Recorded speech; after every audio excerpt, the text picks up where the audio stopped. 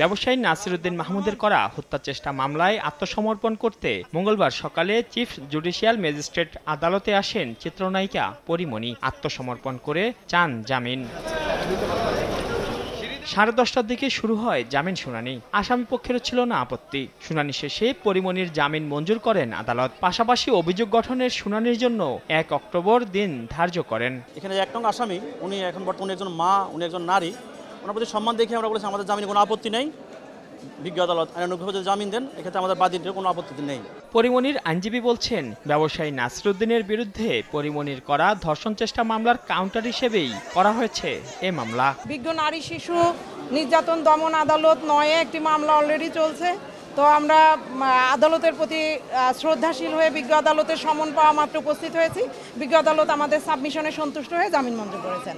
এর আগে গত 18 মার্চ এ মামলায় পিবিআই তদন্ত প্রতিবেদন জমা দেওয়ার পর 18 এপ্রিল নায়িকা পরীমনি ও জুনায়েদ বগদাদি জিমি ওরফে জিমকে আদালতে হাজির হতে সমন জারি করেন আদালত।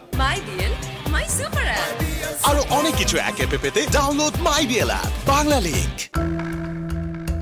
2022 সালের 6 জুলাই বোট ক্লাবের সভাপতি ব্যবসায়ী নাসিরউদ্দিন মাহমুদ বাদী হয়ে পরীমনি সহ 3 জনের বিরুদ্ধে মামলা করেন। মামলায় উল্লেখ করা হয়, 2021 সালের 9 জুন রাত 12টার পর আসামিরা বোট ক্লাবে মদ পান করেন। এক পর্যায়ে ব্যবসায়ী নাসিরের সঙ্গে বাকবিতণ্ডায় জড়িয়ে তাকে হত্যার উদ্দেশ্যে মারধর করেন। মাইনুল হাসান, সময় সংবাদ, ঢাকা।